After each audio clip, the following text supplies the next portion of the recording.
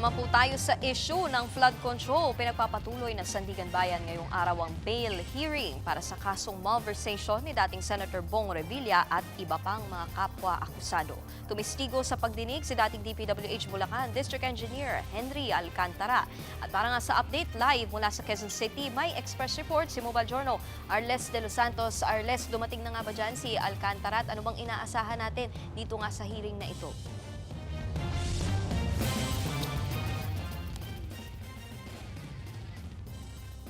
Arles? Nikki, nanumpa at kasalukuyan nakasalang nga sa witness stand. Nikki? Tuloy lang, Arles. Nikki, nakasalang nga at kasalukuyan na nakaupo sa witness stand si dating DPWH Bulacan Engineer Henry Alcantara para sa pagpapatuloy ng bail hearing ang laban nga kina dating Senador Bong Revilla at mga kapwa akusado nito para sa malversation case na hawak ng 3rd Division ng Sandigan Bayan. Dito, ginisa si Alcantara ng kampo ni dating Senador Bong Revilla kung makukumpirma nga ba nitong ibinigay mismo sa dating senador ang kickback para sa contract ID number 25CC0299 na umano'y non-existent. Ayon kay Alcantara, hindi niya alam kung naibigay mismo kay Revilla ang pera dahil i-deliver lamang ng kanyang driver ang pera kay dating DPWH Undersecretary Roberto Bernardo. Na siya namang nag-utos na ipasok ang proyekto at nagsabi rin na si Revilla umano ang proponent at may 30% umano itong kickback. Tinanong din ng depensa kung saan galing ang pera na umano'y dineliver sa dating senadora.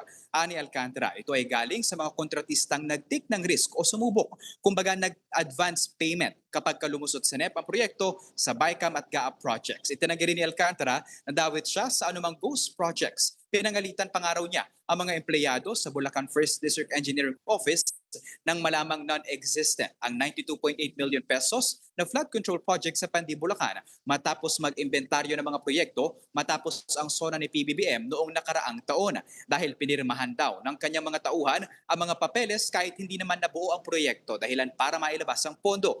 Patatandaan na si Alcantara ang isa sa mga opisyal ng DPWH na nag-ugnay kay Revilla at sa iba pang mambabata sa umano'y project insertion at kickback scheme sa DPWH. Pero nauna nang itinanggi ng kampo ni Revilla at ng iba pang mga nasasangkot ang mga alegasyon.